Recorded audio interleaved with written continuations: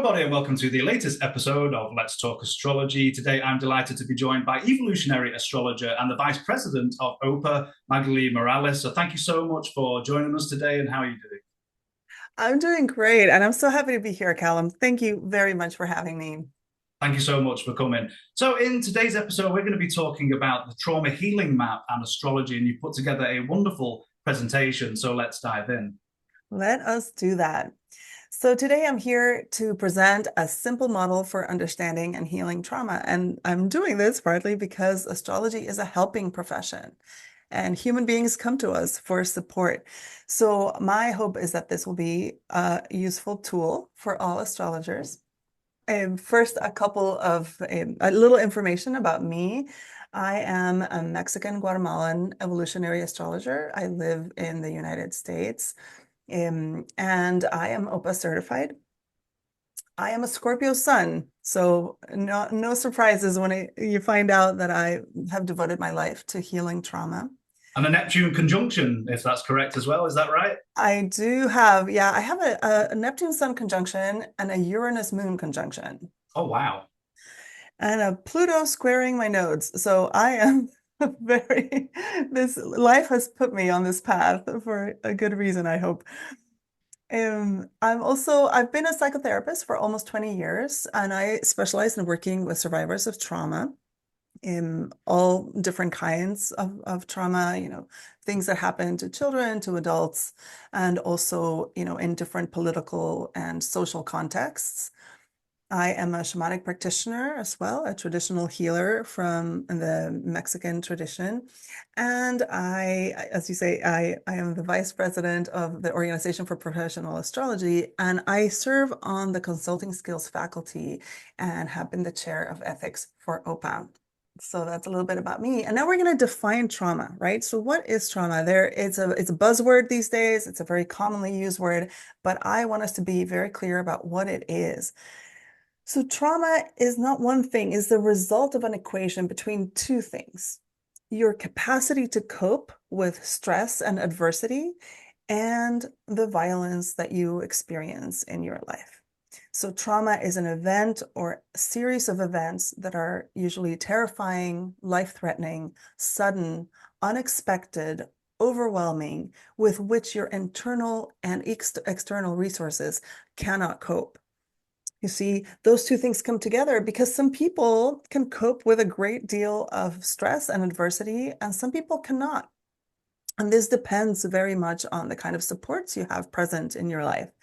But when you heard the words terrifying, life-threatening, sudden, unexpected, and overwhelming, I think you already started feeling the presence of these planets that I have here, right? And actually, I should have added a couple others as well. But so these are Saturnian, Uranian, sometimes Neptunian, definitely Plutonian, sometimes Chirotic or Martian experiences when we look through the lens of astrology. And we all have those planets.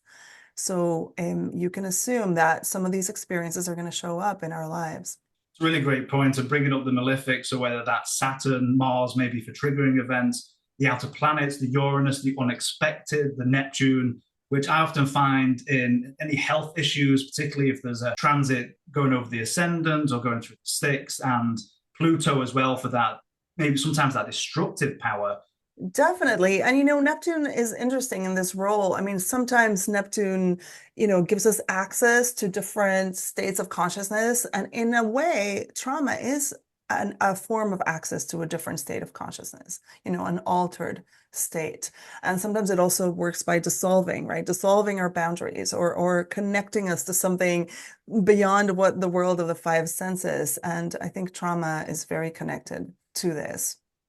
So we're going to actually go through the map of trauma healing. I'm going to present to you all what trauma symptoms or reactions are like, and then what are the appropriate healing responses that we can give to that. And here, this is where I hope this is useful for astrologers, because if you are on a phone call or a Zoom call or in person with a client and you notice some of these things that are going to be on your left-hand side, then you can as you learn the map with me today, you can think of, okay, what does this person need? What response can I give them right now to support the place where they are?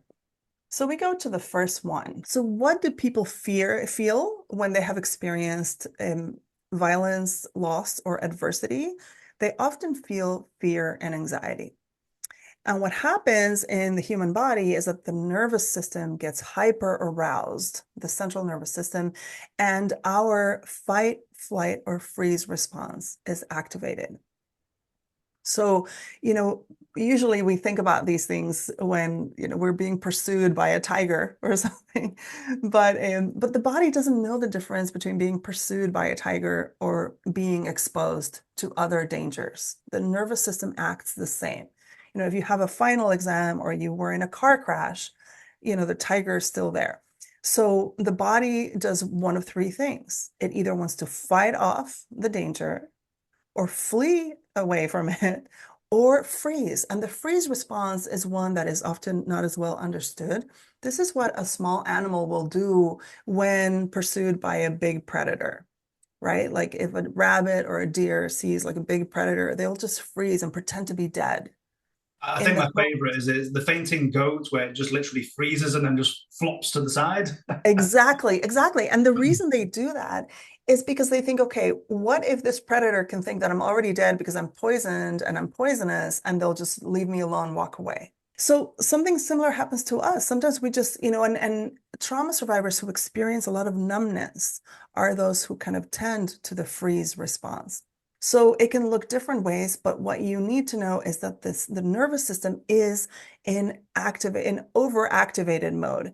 And the nervous system, the central nervous system has two modes, activated and relaxed. So one of the things we want to do is send the nervous system signals that it's okay to relax because we are actually safe, even though these feelings are kind of erupting in our space. So the healing intervention is to reestablish safety and connection. Sometimes safety is not available. If you are an African American person living in a city where, there is, police brutality, or if you are a child and there's been, somebody bringing a gun to school, there are places where we don't have safety. But the next best thing is a connection to a non-judgmental, loving, and attuned person, a person who can provide empathy. I And love that sometimes, statement because I think to myself, in terms of safety, if it's not available, I'm thinking in terms of possibly domestic abuse if the person is unable to get out of that particular situation because maybe they're with a partner and maybe they have children and they can't, just pick up and escape. And but the next best thing is to try and reach out and contact someone who's as you said, non-judgmental, loving, and attuned. And I think for you, does that take an element of bravery as well? Because if they're in that situation where they don't feel safe, doesn't it take an extra element of bravery to reach out and not be caught that they're looking for extra help?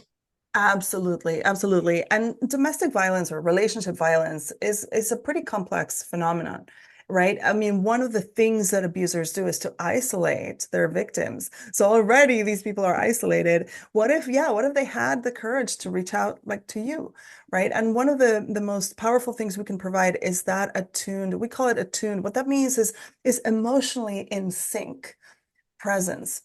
This goes back to how we first learn to regulate ourselves when we are babies. When we're born, we are programmed to love our mother and to bond to her first, or our nurturing, most nurturing parent. And and I don't mean this to say that fathers are not nurturing, but anyway, we are programmed to breastfeed and to attach to our mothers. And the way that a mother, helps a baby to calm down because the world is overwhelming is by breathing long and deep through the nose and being calm. And then the baby attunes to the mother by imitating those breathing patterns, and their heartbeat even kind of attunes to the more calm heartbeat of the parent. So what we're talking about here is a really, really old mechanism. right? That when we are in distress and we can be in the presence of a calm person, then our breathing and our heartbeat will attune to theirs. And also you'll notice that I have highlighted these words in blue, and that's for a reason. So I'm going to teach you a very simple acronym as we go forward with this method. So S is for safety. Another trauma reaction or symptom is re-experiencing. Trauma has this characteristic where it feels like the difficult thing is happening all over again. It's like the past is erupting into the present. Trauma memories can be triggered by certain things like sights, smells, even words and situations. So trauma survivors often experience flashbacks, like returning to the memory of what happened, nightmares, scary dreams at night, and reenactment. They somehow, the thing that they lived through keeps playing out over again in real time. So anytime things come from the past and don't really fit the present, we are speaking about trauma.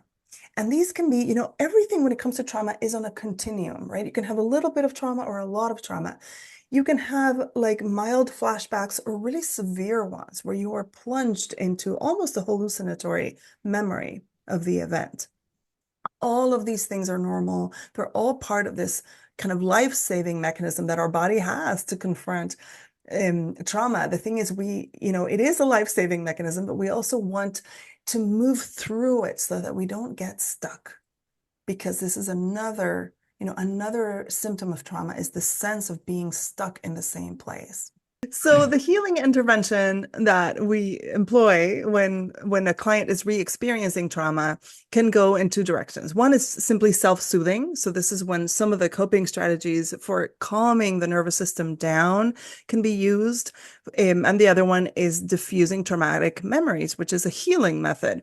So self-soothing can be as simple as breathing long and deep through the nose. When we are scared, this is what we tend to do. We go, oh, we breathe shallowly through the mouth and we raise our shoulders and we tense our muscles. But if we relax our shoulders, like we can do it right now, we can relax our shoulders, allow our arms to relax, and breathe nice and slowly through the nose.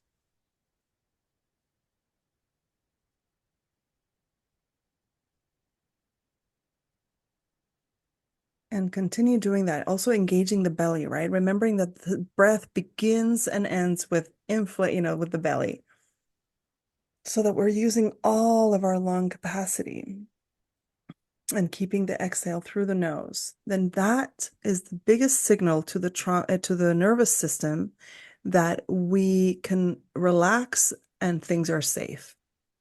So we need to learn this and other techniques to soothe our nervous system. And then in healing environments, we can use body-based methods, somatic methods, to diffuse the traumatic memories that seem to be frozen in time so that they no longer take over our awareness and they're no longer so powerful. Let's do another one. So we were talking about breathing long and deep through the nose, and I want us to continue to breathe long and deep. But this is a technique that comes from EMDR therapy, one of the most cutting edge, helpful techniques for trauma survivors. And it's called the butterfly hug. So do this with me, even if it feels a little bit silly. Bring your arms in, cross your arms in front of your chest and place your hands on your shoulders. And even as you continue to breathe, let's tap right, left, right. Just tap in a rhythmic motion. Feel free to close your eyes. And don't forget to breathe. We're going to do this for 2 minutes.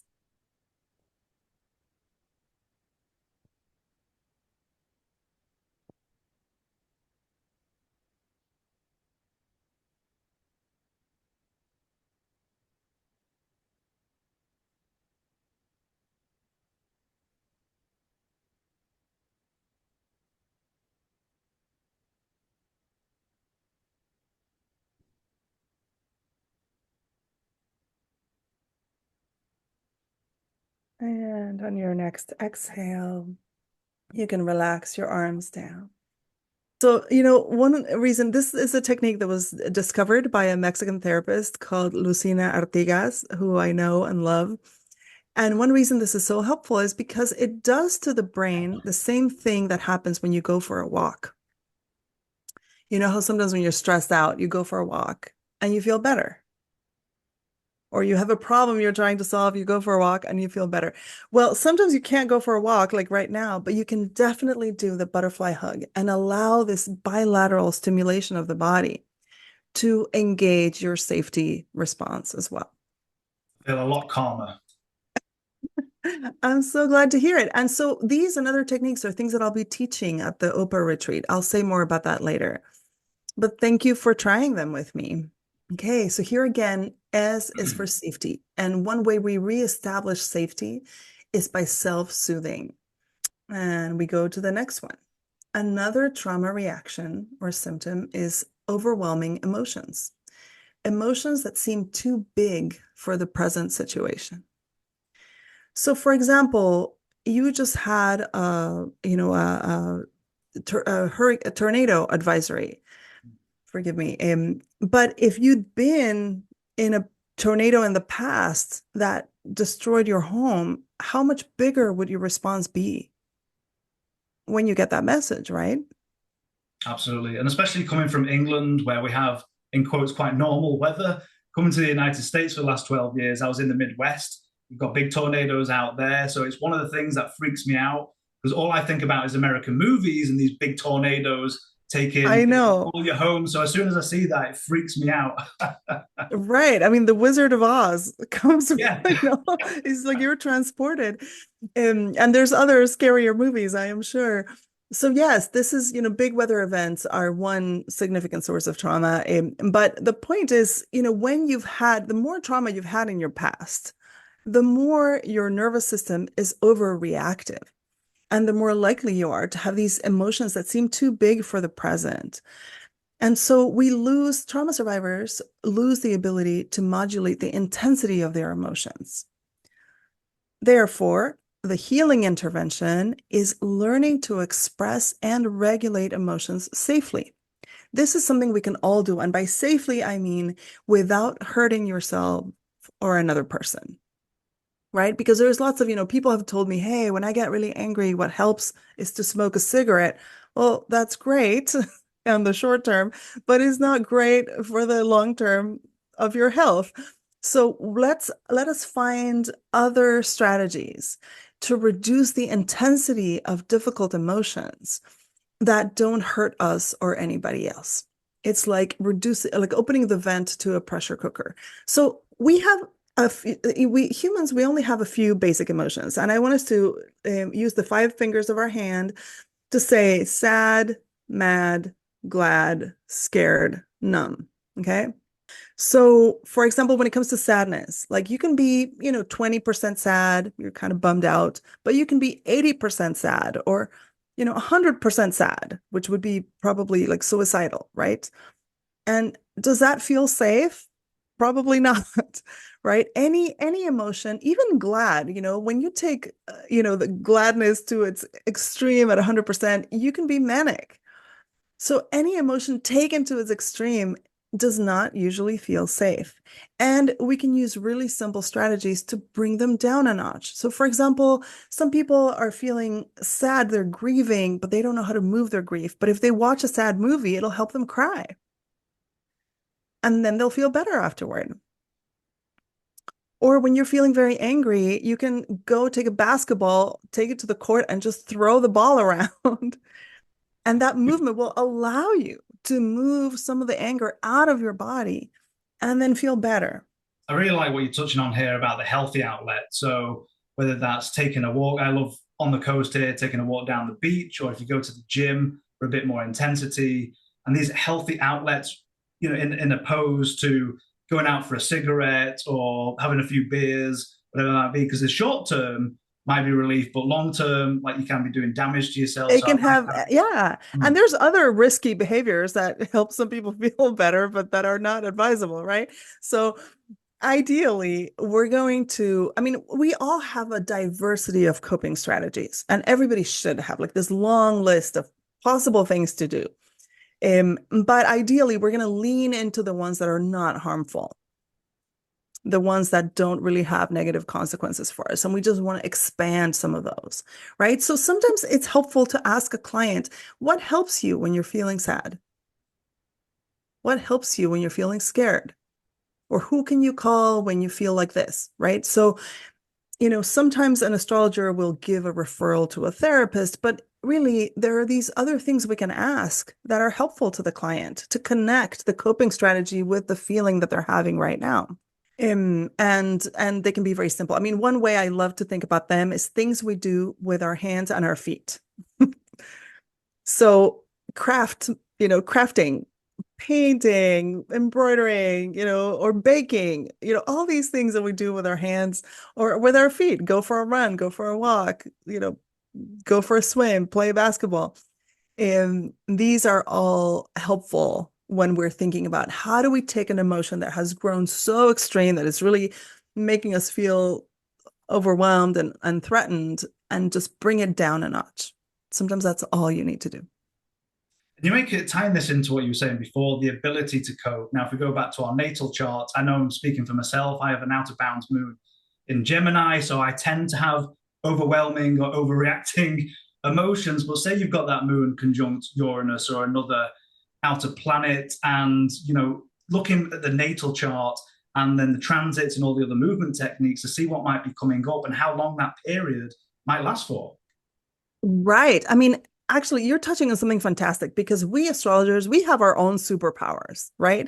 And we can see on the chart not just like people's tendencies, but we can, when we think archetypally, we can imagine different activities that are helpful for that person. So for example, Uranian people, I mean, Uranus is a planet that actually tends to exacerbate the nervous system, Mm. the nervous system's activity. I feel that a lot. I could give you, I could talk about this more, but I'll just say that I've been dealing with insomnia lately, and Uranus has been my natal Uranus has been involved in that.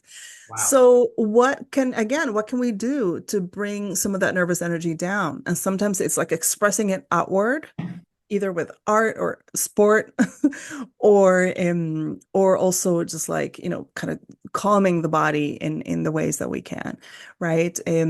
What feeds your moon in Gemini? I mean, Geminian people really love information and they love conversation.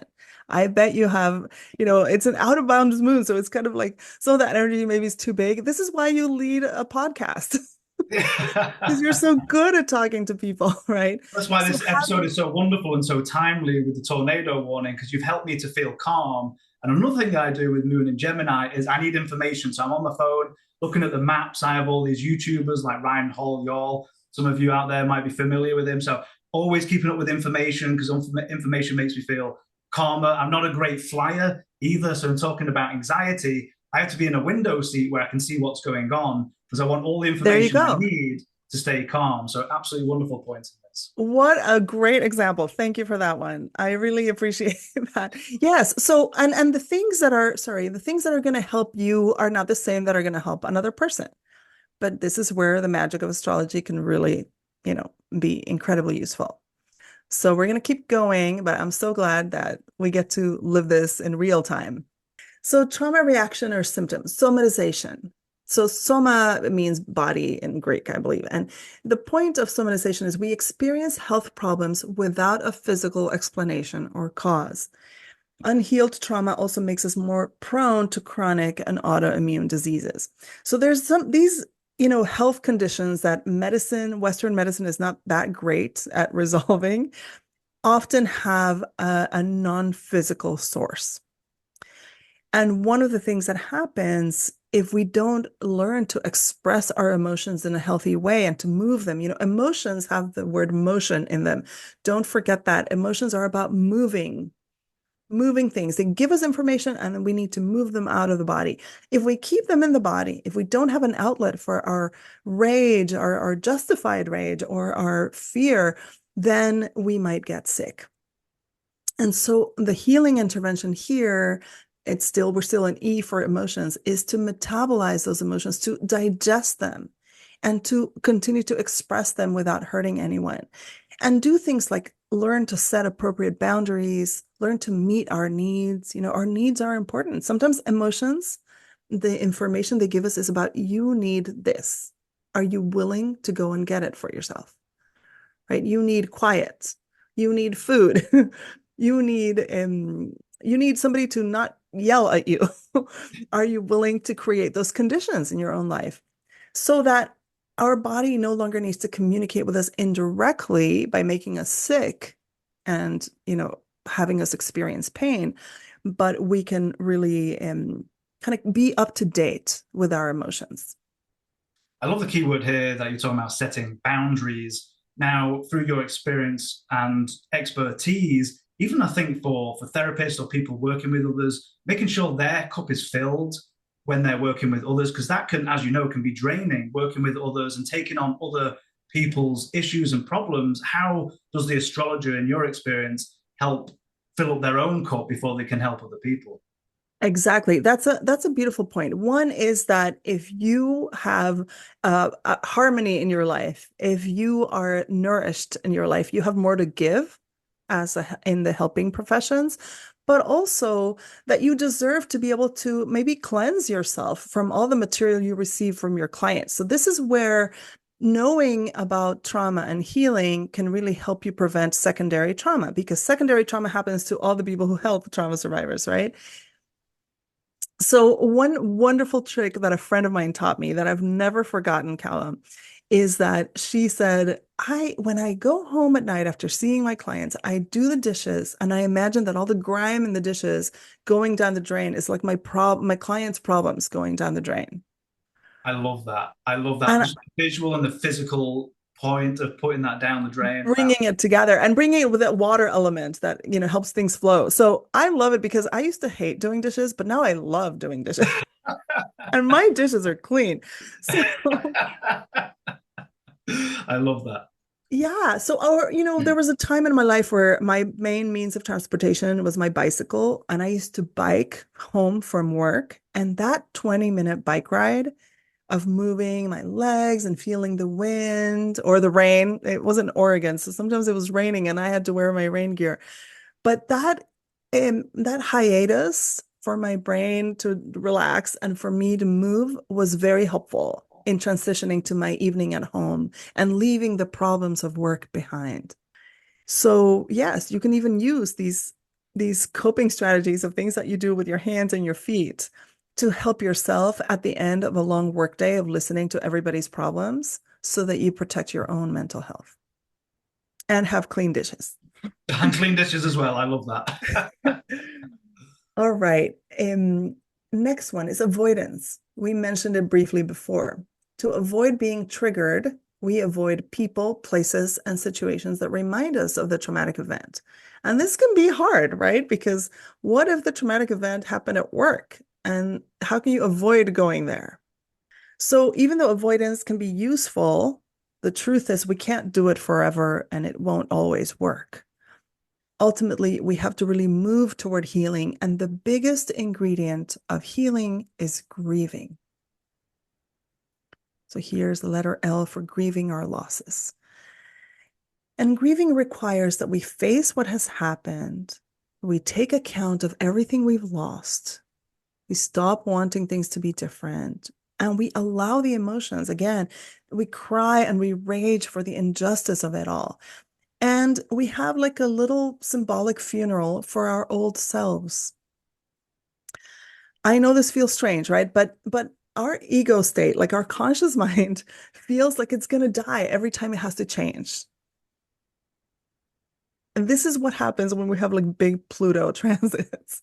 I was going to mention Pluto, that transformation, moving over. And I mean, if you have that character, say in your natal chart, where you don't mind change, you actually thrive on change, might be a little easier than it is for some. If they're more fixed, more rigid, and they really don't like changing, then that Then goes back to your point before about your levels of coping with change.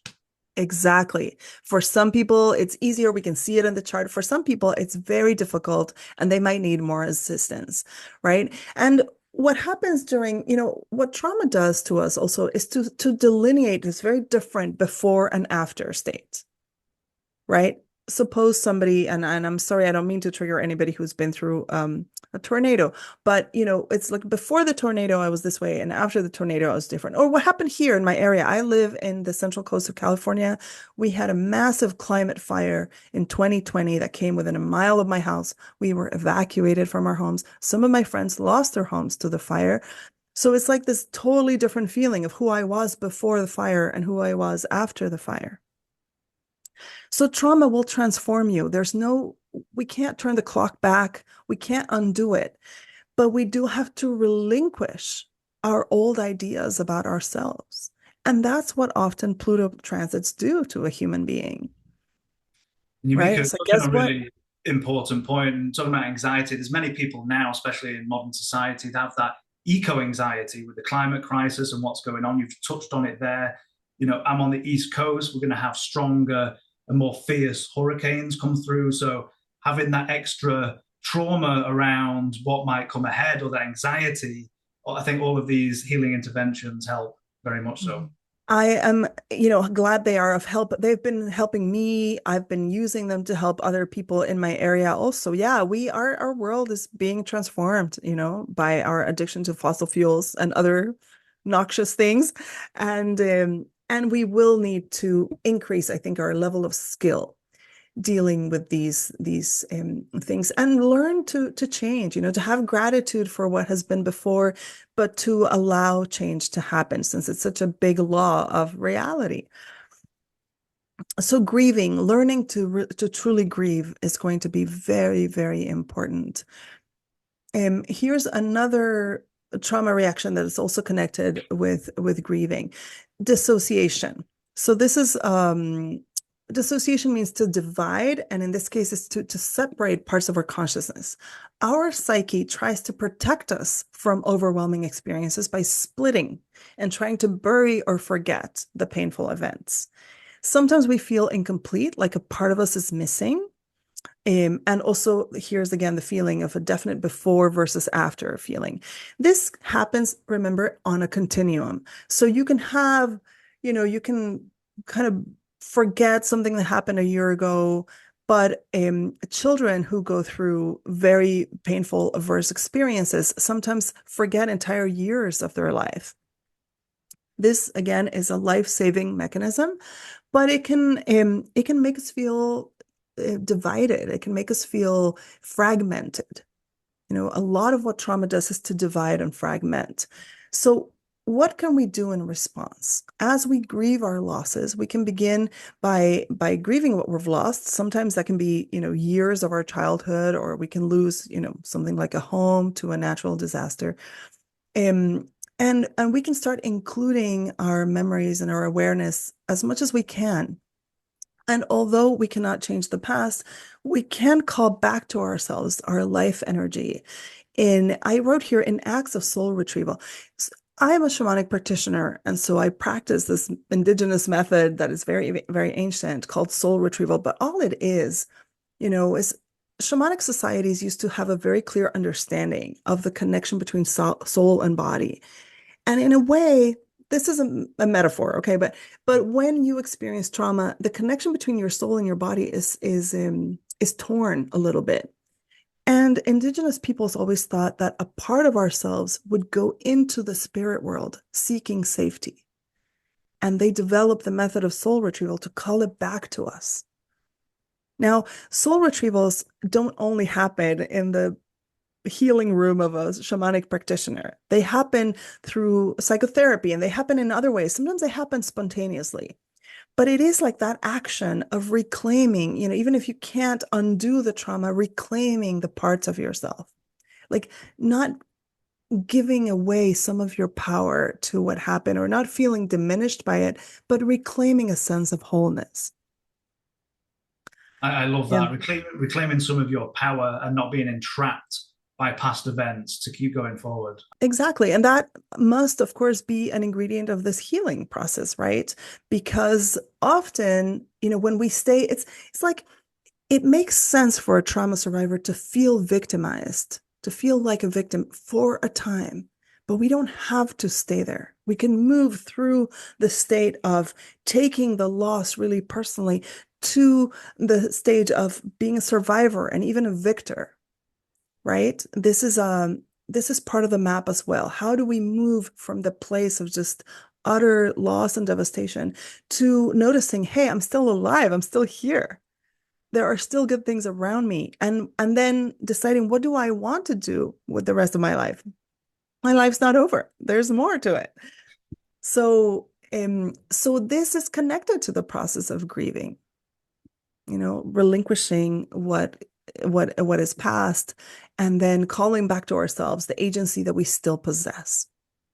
Next, one of the reactions or symptoms that trauma survivors have is the loss of a sense of future. Because of re-experiencing, we fear that the trauma will never end.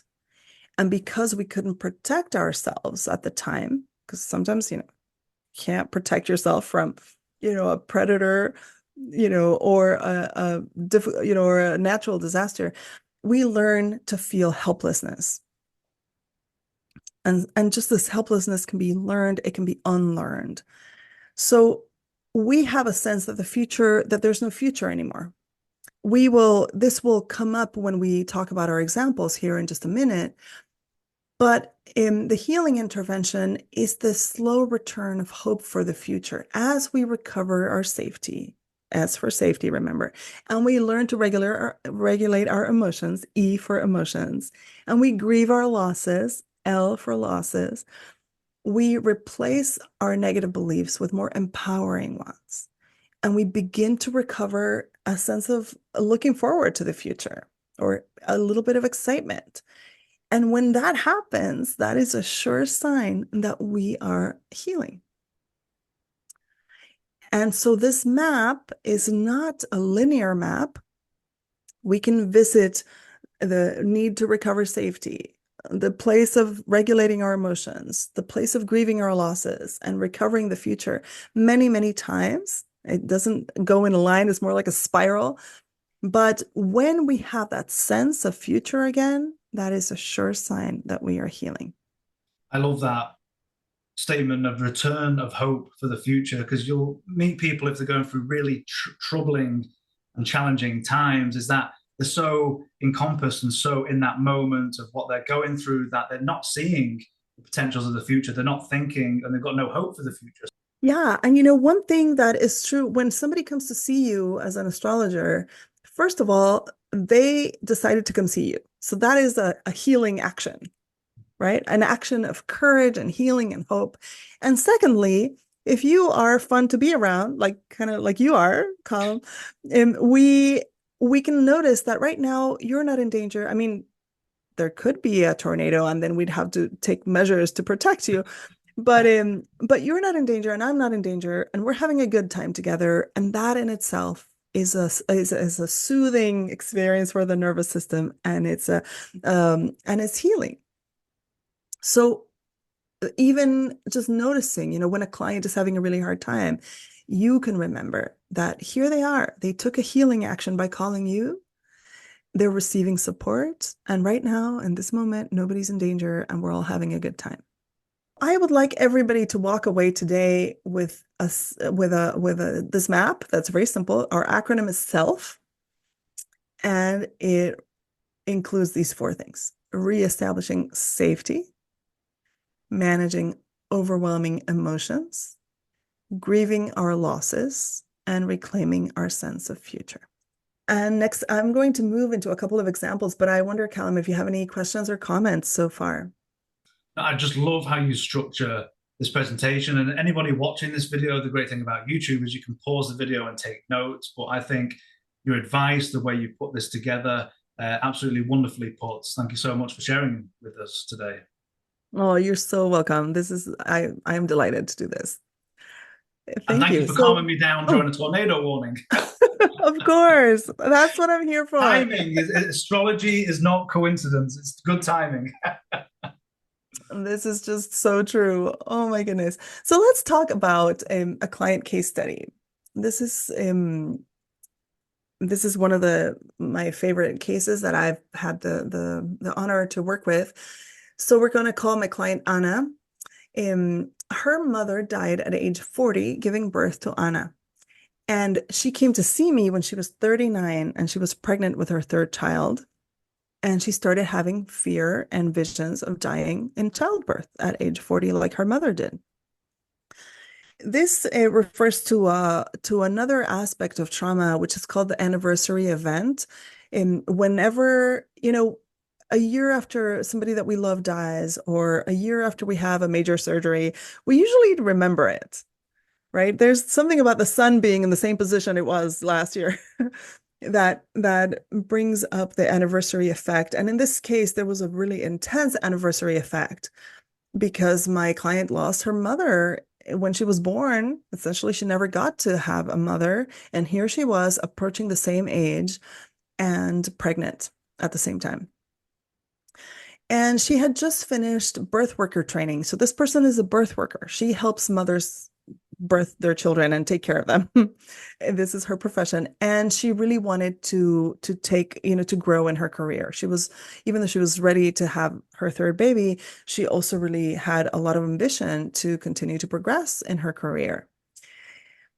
So I'm going to show her chart here. By the way, she came to see me during the early months of the pandemic. So it was 2020. Um, Everything in terms of taking care of pregnant women had changed in hospitals and so on because of the Extra pandemic. stress at that time of There was people. a tremendous Absolutely. amount of stress and fear, and it was actually really great that we were able to meet in person. And sometimes we were masked, and sometimes we met outside so that we could actually see each other's faces.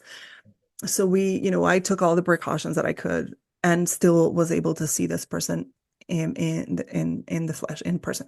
So take a look at her chart. She was going through the midlife passage, right? The midlife passage, as we know, the Pluto square, Neptune square, and Uranus opposition happens to all of us sometime between age 37 and 44.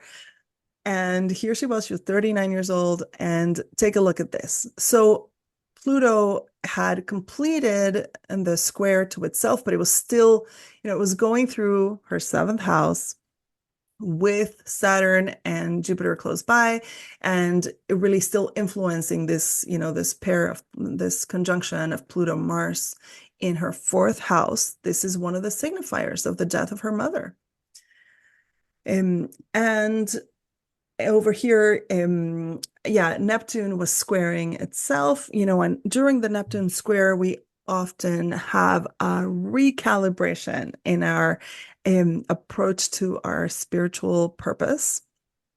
It often comes, you know, in visions and perceptions and in soft ways, and then it really doesn't take full shape until afterwards. But the square was active. And Chiron was fast approaching her midheaven. It was retrograde on this particular day, but it was by spring, by around the time that her baby was born, it would have crossed into her 10th house of profession. So I, of course, was not surprised to listen to her fears about dying when I saw this, these planets in the seventh over here influencing her fourth house.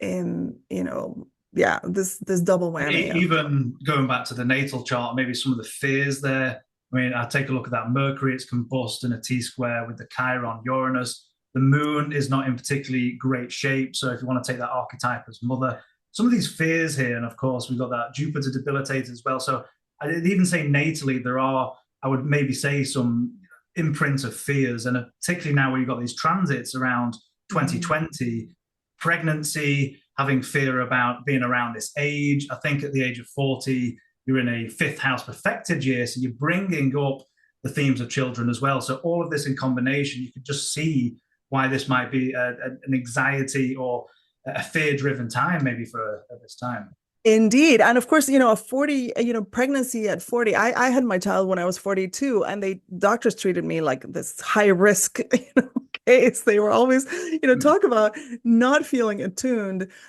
She probably had a lot of that messaging too, of being like, a geriatric mom and so on. And then, yes, I agree that, there are other signatures in her chart that lean toward fear. There's, this opposition between Moon and Venus in the 12th, just difficulty with relationships with women in general, not just like the death of her mother. So there were many, many complicating factors. I just wanted to point out some of the most salient ones. And of course, Mm. in astrology, we know that Pluto often brings major transformation. It doesn't need to signify death, but it makes sense that those fears are present because again, when the conscious ego needs to change, it feels like it's gonna die. And one of the best things I could do for her is to really reassure her. So we're going to take a look at, yeah, some of my interventions, right? So most important, giving empathy and caring support. Um, Astrology helped me validate. I use a blend of approaches to my clients. She wasn't only coming to see me for astrology, although we did do astrology, of course. So astrology was very validating and like, oh, of course you're feeling this way. It doesn't mean you're going to die to giving birth, right? So to validate her feelings and her inner experiences. Also, a sense of empowerment that, yeah, that her fate didn't need to mirror her mother's fate. And we worked on soothing her nervous system and increasing her coping strategies for sure. She also received a soul retrieval as part of a shamanic healing from me. And this is, one way to explain soul retrieval is this spiritual surgery to remove intergenerational negative patterns and then to call back to her the parts of her soul essence that had separated from her at the time of her mother's death when she was born, and all the loss that it represented to grow up without her mother. So this was a multi-modal, modality intervention, but astrology was very helpful. And this is a client who really enjoys astrology very much. These are absolutely wonderful interventions. And I think the key word I'm pulling out of here is validation, because a lot of people are thinking, am I just going crazy? These fears, what's going on? And then having someone validate that it's not just, you can understand why they have fears and these feelings. So I think that validation is such a key component here. Yeah, and it's a great part of astrology, right? I mean, I love astrology because it removes judgment, it promotes empathy and understanding, and then you can just see, like, I think one of the greatest, yeah, one of the things that I love the most about astrology is that sense of validation and zooming in on how unique the situation of of each client is. We are so unique, and no psychological theory gives us the level of detail that astrology can give us to look at one human being. So this is what happened.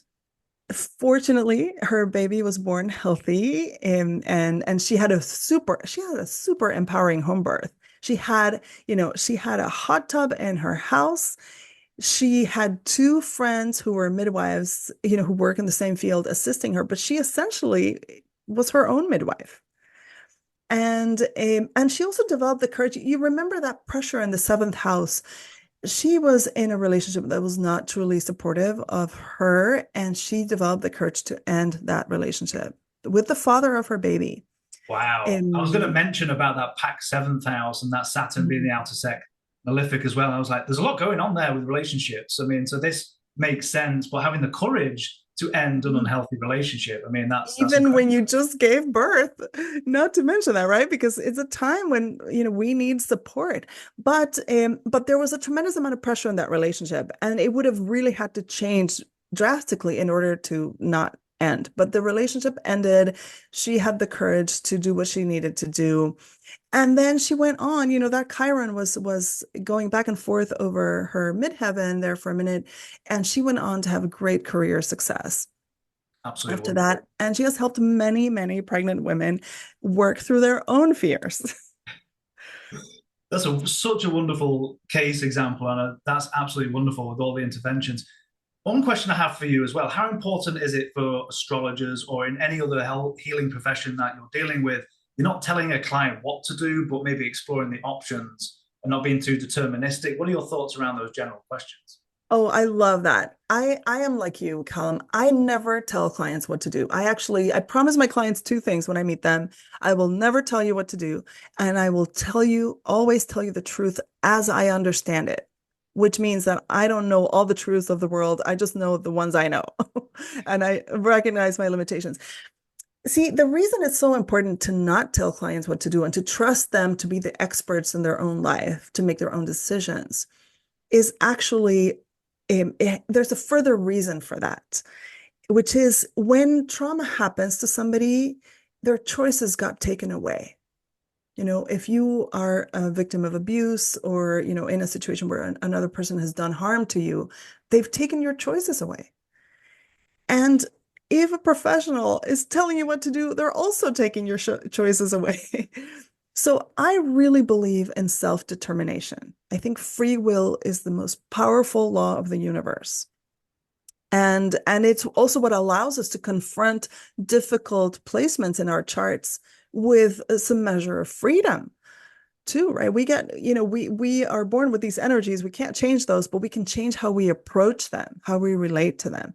So I think it's very important to not take on a paternalistic role with a client, but rather to really respect their own decision making and support it.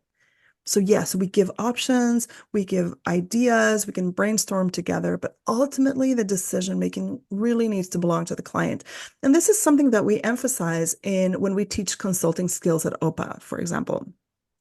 Wonderful. And encapsulating that is that do no harm component. And I hear horror stories, even students who come through Kepler talking about they went to see an astrologer once or somebody else, and they said something damaging along the lines of, you'll never have children, or something deterministic like that. And again, do no harm and don't add to the trauma of the client. And I like what you're saying, absolutely.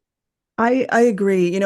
Like many other astrologers, I've had to do a lot of cleanup jobs. People have come to me for astrology consultations after being harmed by other astrologers, and it kind of breaks my heart that our reputation gets a bad name through some of these practitioners. So this is why I'm so committed to teaching these skills to astrologers also. We belong to the helping professions and the healing professions, we could say.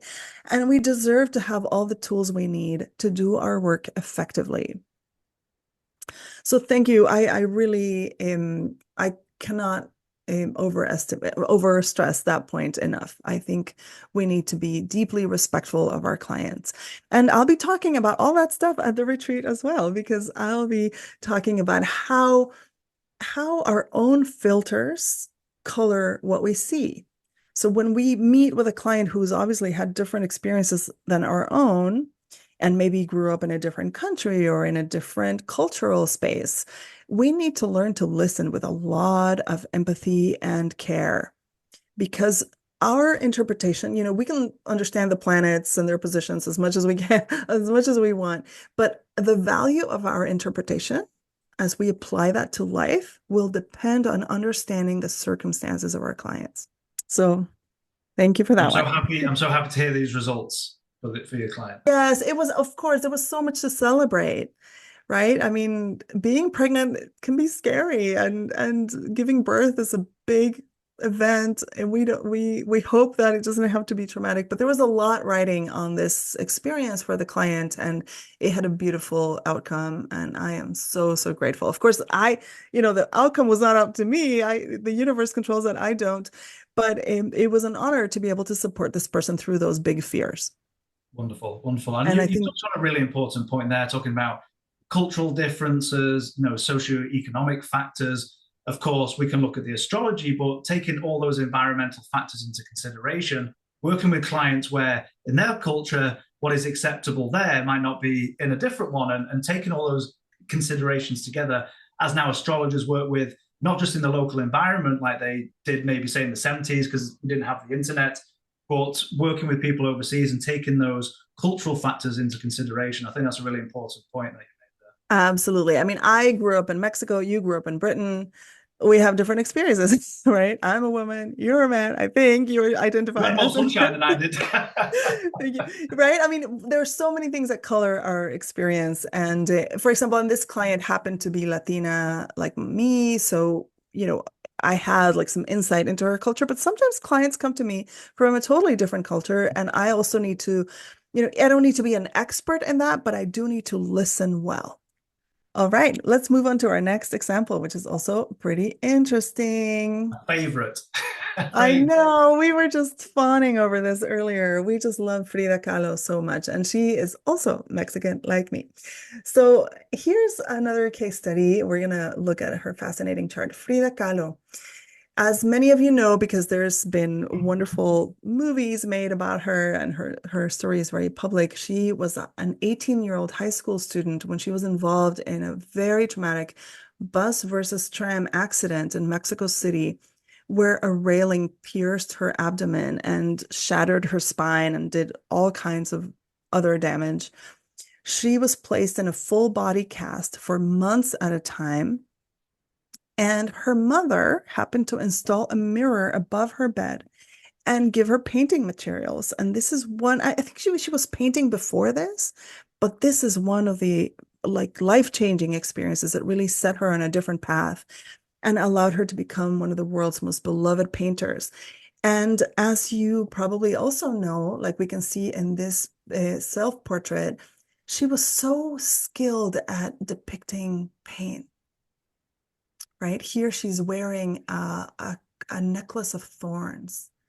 And so her neck is bleeding. And even as she's in contact with this hummingbird and a monkey and a cat, she used to love animals, and there's butterflies in her hair. We can It's see that this it's the expression. juxtaposition of beauty and pain, which is remarkable through a painting. It's absolutely unbelievable. Such amazing artist. Agreed, agreed. And this is why, too, it's so easy to think about her as an example when talking about trauma, both trauma in its, in its devastation, but also in its unexpected gifts. Um, as in her case, I think many of us derive solace from looking at her very intense paintings. And this helps us kind of relate to pain in general. So let's go ahead and look at her chart. So on the inside wheel is her birth chart. And the outside wheel is the moment. I don't have the exact time, but I do believe it was an afternoon time, the moment of the accident in 1925 in September.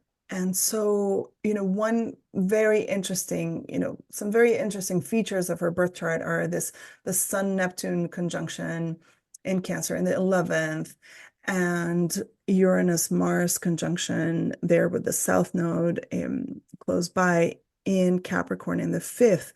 I mean, she really straddled those worlds of the 5th of creativity, just like boundless, incredible creativity, and also a very public life and connections to many, many people in the 11th.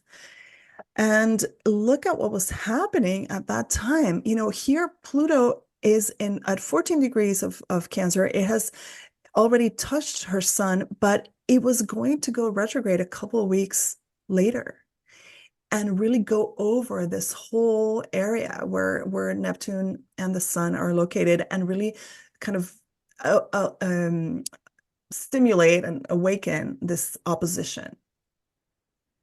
So very kind of life-changing events at that moment. And at the same time, Uranus was squaring her natal Pluto and trining her North Node. And that's like such a strange combination too, right? Of like really, bringing in unexpected violent events, but that would also bring her closer to fulfilling her life purpose. And again, the nodes are also in that 5th and 11th house axis. And over here is Neptune, exactly conjunct her ascendant, right? About to cross, like, every time a planet crosses her ascendant into the first house, we experience a form of rebirth.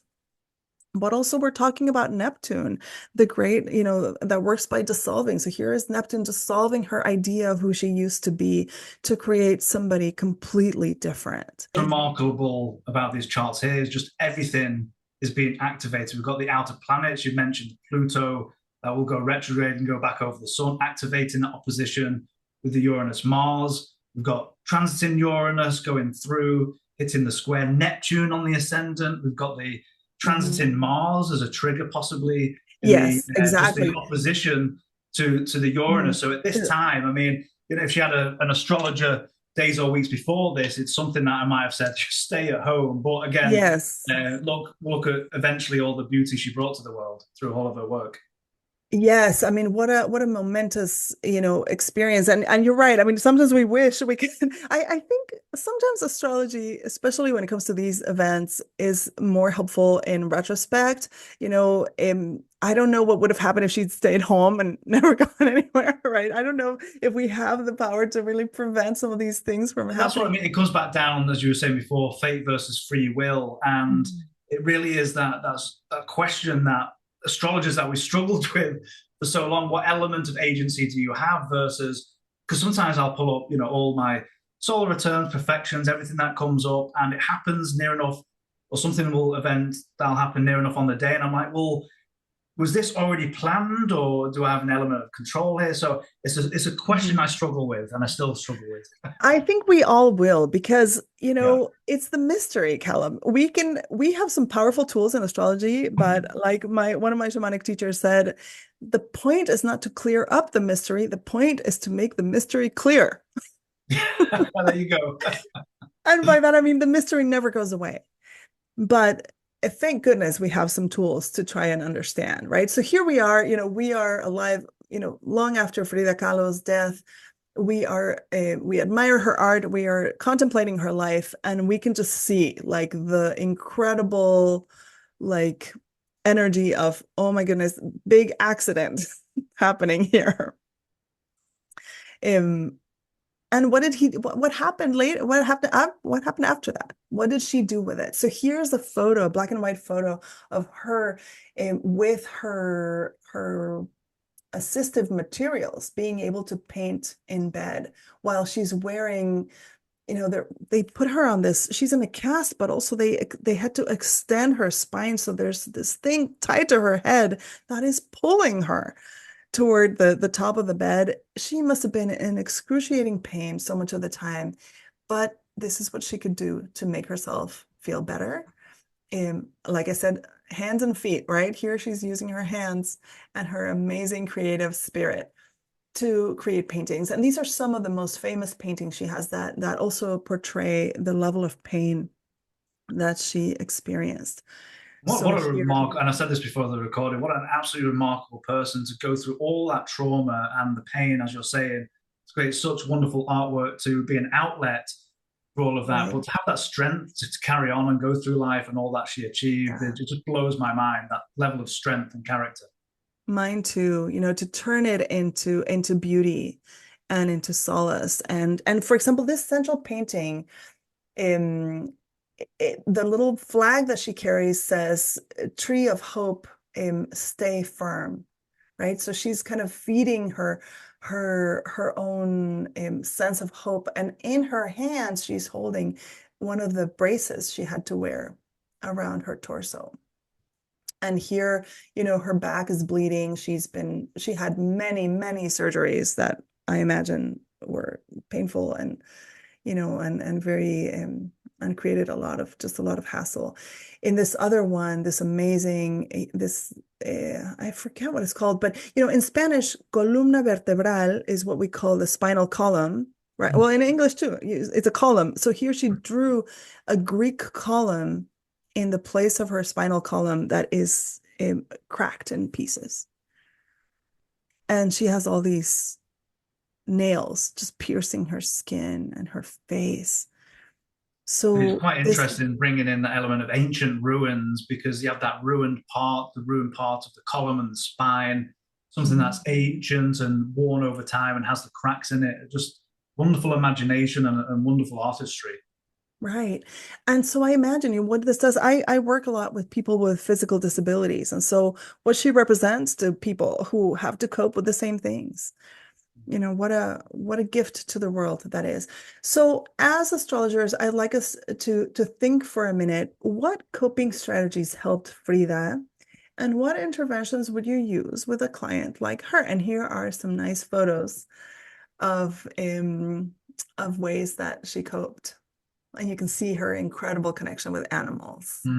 Absolutely. She and Diego in her blue house in Coyoacan, they had so many pets. At some point they had, like three spider monkeys and, you know, these deer and Aztec hairless dogs, black cats, all of it. I love it. I love it. Well, I fuse houses and I blend houses, but sometimes I'll look at a chart in whole sign and see the 12th, sixth axis and all the small animals, but obviously all of the pain and trauma too. But connecting with animals, the painting, the outlets. These are sort of beautiful photos Mhm. in our life here. Yeah, look at this one over here on the right. She's wearing a corset and she's painting it with the help of a mirror. And I had another one. I forgot to include it in the end, but she painted a corset where because another source of pain and trauma in her life was when she had a couple of miscarriages when she was a little older. Doctors had told her that she'd probably never be able to conceive a child because of the damage done to her torso and her organs. But she did have two pregnancies that resulted in miscarriage, and that was a great source of pain for her. And so there is one corset that she painted that has, you know, in front of the belly, there's like a little fetus, in there. And that was also something that she had to grieve. Just the amount of trauma and pain through her life. I know Mm. relationships didn't go very smoothly. I mean, Natalie, we That can too. say as well. And made relationships and just what an amazing strength of character to go through all Mhm. that she went through. Yeah, and here, when I think about the paintings too, I think by putting some of these things on the canvas, that was an act of grieving, of and also of expressing emotion and surrendering it and getting it outside her body, onto the canvas. So I think she exemplifies, coping well with some of the hardest things that could ever happen to a person and gives us many examples and some joy too, right? She was somebody who laughed easily. She had a big voice. She was funny. She had lots of friends, and she knew how to extract all the juice out of life even as she felt this enormous amount of pain. I love how her work was so brutally honest. And you were mentioning before about the two things that you do with clients, and one of those was to tell the truth. She's telling her truth through her paintings, and it was stark, it was shocking maybe to some, but it was honest and brutally honest. And I think that's why we love her. I think Absolutely. that's what made her, a world-class artist. And she received a lot more recognition after her death than before, which I find interesting also. I've heard Stephen Forrest say that your transits don't stop happening just because you're dead. So it would be fascinating to look and see, when her work became more known across the world, What's after. going on now? Thinking about the chart, is it Jupiter through the 11th right now, or the 10th, something like that? So I haven't checked, and we can have some fun with that. But for now, we're gonna end this presentation. But it's been so fun to talk with you, Callum. I thank so you so much for appreciate a it. wonderfully insightful presentation. And I know we're going to talk about now Oprah's retreat, and I'm really, really not jealous at all that I'm not going. So let's talk about what you'll be doing there. Well, I'll give you some coping strategies, my friend. But in the meantime, so if you want to know more about this and other techniques that help us do no harm in our profession and really up level our consulting skills, I will be teaching at the OPA retreat on October 16th through the 21st this year in Park City, Utah, right when the fall colors are happening in the mountains. It's going to be beautiful. And we have like hot tubs in all the rooms and the townhomes that we're staying in this resort. It's going to be amazing. So I'm going to be teaching the trauma healing map with a lot more examples and techniques, as well as working with diverse clients in the parallel process. This is something we'd use in psychotherapy. How do your clients reflect the themes that are alive in your own chart? Because, in astrology, so much is about mirroring. And most of us who've been in practice for a long time have like these kind of repeating themes among our clients that we also find in our own chart. And there's a connection between how well we have coped with our own lives and done our own healing work and how much we're able to help our clients who suffer from the same things or who are experiencing similar things.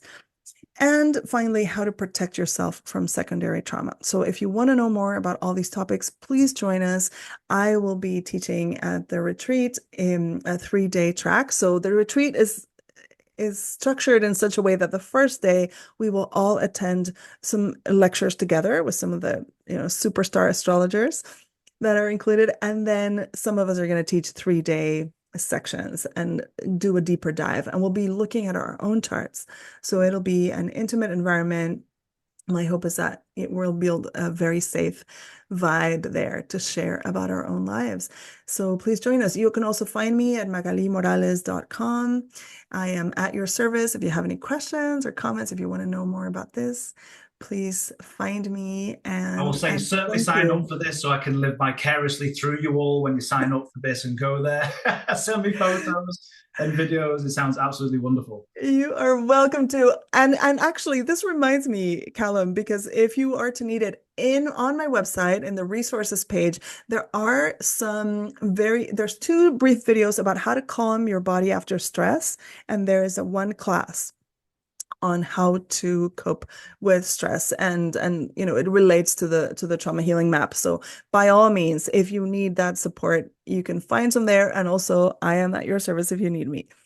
Absolutely So wonderful. Absolutely wonderful. So, for everybody watching, you'll see both in the description box and the comment box below all of these links, not only to the retreat and to the track you're doing, but also the website there, and where you can find out more by going to the website and all those resources. And just keep an eye out for the chat box and the description as well underneath. wonderful. So, and thank you, Callum. It's been such a joy to talk with you. I pray that you and your community are safe from natural storms. Absolutely. And Thank you. Such good timing today with the tornado warning. You calmed me down. So thank you so much for calming me down through this as it went on. It's all clear. Apparently, it's all clear now. So I think we're good. oh, that's wonderful news. Thank goodness. Well, thank you, my friend. I look forward to the next time we get to chat. Thank you so much, Magali, for such a beautiful and insightful presentation. And I hope everyone has a wonderful time at the Oprah retreat. And I wish you all safety and good luck. Thank you. Wonderful. Thank you all for watching. We'll see you again in the next episode. Goodbye.